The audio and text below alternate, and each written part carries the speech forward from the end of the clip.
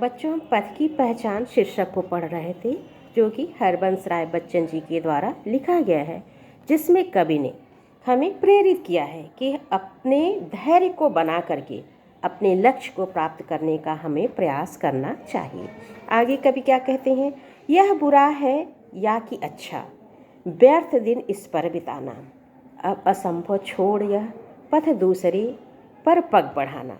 लेखक क्या कहते हैं, जब हमने अपना लक्ष्य निर्धारित कर लिया है, हमने विवेकपूर्ण कार्य को करना शुरू कर दिया है, तो हमें फिर उस पर विचार विमर्श नहीं करना चाहिए कि जिस रास्ते को जिसको हमने चुना है वह अच्छा है या बुरा है। व्यर्थ दिन इस पर बिताना और उसकी अच्छाई उस पर बुराई पर उस लक्ष्य को निर्धारित करके उस पथ पर अग्रसर होने के बाद उस पर विचार करना क्या है, व्यर्थ है, बेकार है। क्यों? अब असंभव छोड़ यह पथ दूसरे पर पग बढ़ाना। क्या कहते हैं कवि, क्योंकि जब हम रास्ते पर आगे बढ़ चले हैं तब उसे छोड़ करके दूसरे मार्ग को अपनाना, दूसरे रास्ते पर चलना क्या है, कठिन है और असंभव है।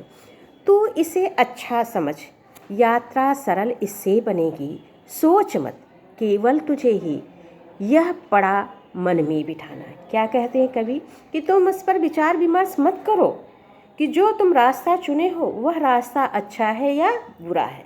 धैर्य के साथ अपने पथ पर आगे बढ़ते रहो और यह सोचो कि जो मार्ग तुमने चुना है वह मार्ग क्या है, अच्छा है।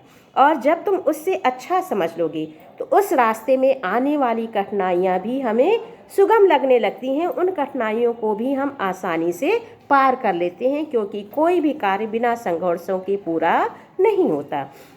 सोचो मत केवल तुझे ही यह पड़ा मन में बिठाना। क्या कहते हैं कि किसी लक्ष्य को निर्धारित कर लेने के बाद धैर्य के साथ हमें उस पर आगे बढ़ते रहना चाहिए और उस पर ज़्यादा हमें तर्क वितर्क विचार विमर्श नहीं करना चाहिए। कब करना चाहिए? पहले, जब हम पूर्व चलने के बटोही बाट की पहचान कर ली, चलने के पहले हमें विचार विमर्श करना है। लेकिन जब हमने लक्ष्य निर्धारित कर लिया है, जब हमने चलना शुरू कर दिया है, तो फिर हमें उस पर विचार विमर्श नहीं करना है। अपने मन में केवल यह बिठा लेना है कि हमने जो रास्ता चुना है वही रास्ता क्या है, अच्छा है, और उस पर हमें आगे बढ़ते जाना है।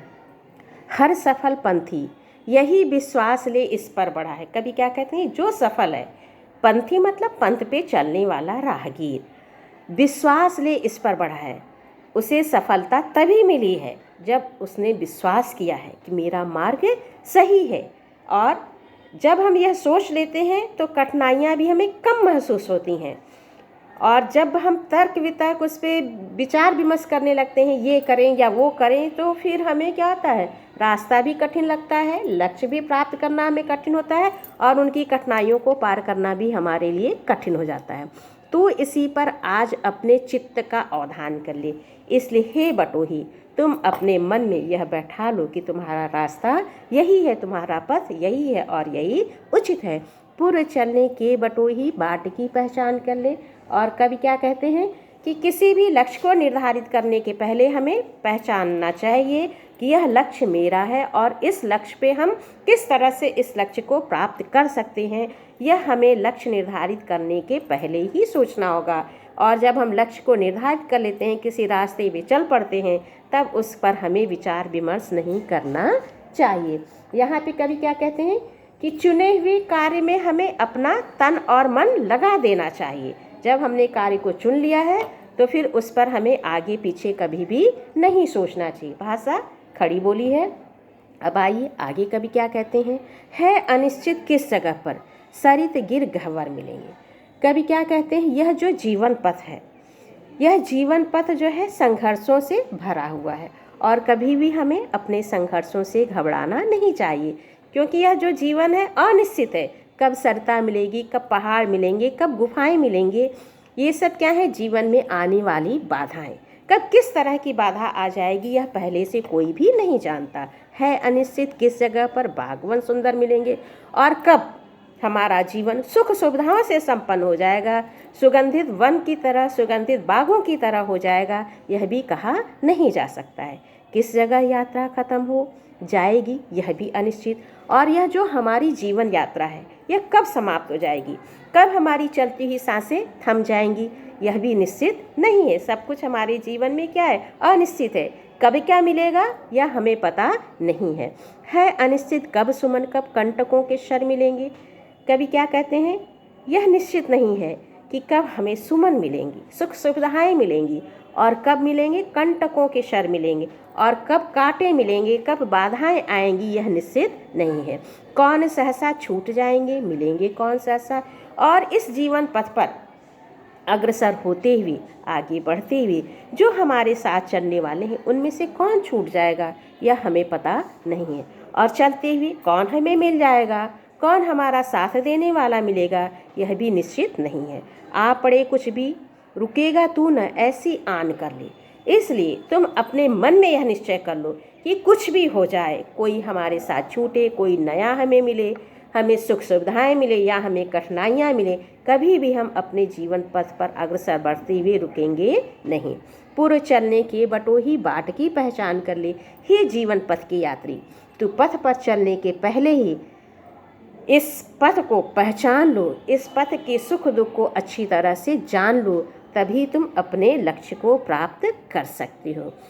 यहाँ भी कवि ने क्या कहा है कि जीवन क्या है, कब कठिनाइयाँ आएंगी, कब सुख आएंगे, यह निश्चित नहीं है। जीवन में सब कुछ अनिश्चित है। इसके बारे में कवि ने बता करके हमें प्रेरित किया है, सचेत किया है। भाषा खड़ी बोली है, शांत रस है। यह क्या है, पथ की पहचान। जैसा कि इसके शीर्षक से ही स्पष्ट होता है कि हमें अपने जीवन पथ की पहचान स्वयं करनी है। आगे क्या कहते हैं, कौन कहता है कि सपनों को न आने दे हृदय में। कभी क्या कहते हैं, यह हम हे पथिक, तुम जो है हमेशा सपनों को, मधुर कल्पनाओं में अपने को डुबोए रहो, कल्पनाएं करते रहो, सपने अच्छे आए यह देखते रहो, देखते सब हैं इन्हें अपनी उम्र अपने समय में। क्योंकि जो भी लोग हैं वह कल्पना करते हैं, सपने देखते हैं, और जब हम सपने देखेंगे, जब हम कल्पना करेंगे, तभी हम उस चीज़ को प्राप्त कर सकते हैं। तो सभी जो है अपने अपने समय पर कल्पनाएं करते हैं, सभी अपने अपने समय पर सपने देखते हैं, और तू कर यत्न भी तो मिल नहीं सकती सफलता, और प्रयास करके भी तुम जो है उन सपनों को, उन कल्पनाओं को अपने हृदय में आओ। और जब तुम, कोई ज़रूरी नहीं है कि यह जो कल्पनाएं हैं या जो सपने हैं यह हमेशा सफल ही हों। ये उदय होते लिए कुछ ध्येय नयनों के निलय में। यह जो सपने हैं यह जो है कुछ न कुछ लिए रहते हैं। इन सपनों के पीछे कुछ ध्येय होता है, कुछ लक्ष्य होता है, और उन सपनों के आधार पर हम आगे बढ़ते हैं। यह न सोचें कि यह मेरा सपना पूरा नहीं हुआ, यह मेरी कल्पना पूरी नहीं हुई तो हम निराश हो जाएं, ऐसा हमें नहीं करना है। किंतु जग के पंथ पर यदि स्वप्न दो तो सत्य दो सौ। क्या कहते हैं कभी, कि जो सपने हम अपने आँखों में देखते हैं, इन सपनों का एक लक्ष्य होता है, एक ध्येय होता है।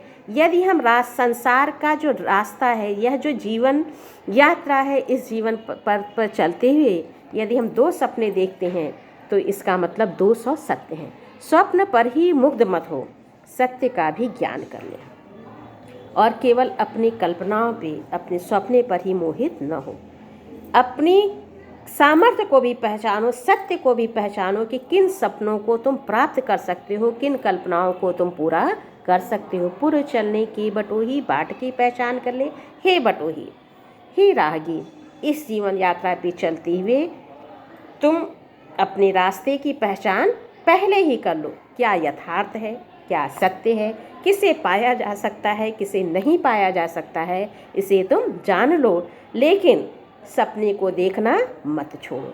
यहाँ पे कवि हमें प्रेरित करते हैं कि स्वप्न तो देखें, लेकिन जीवन की यथार्थता को भी और अपने सामर्थ्य को भी हम पहचानें।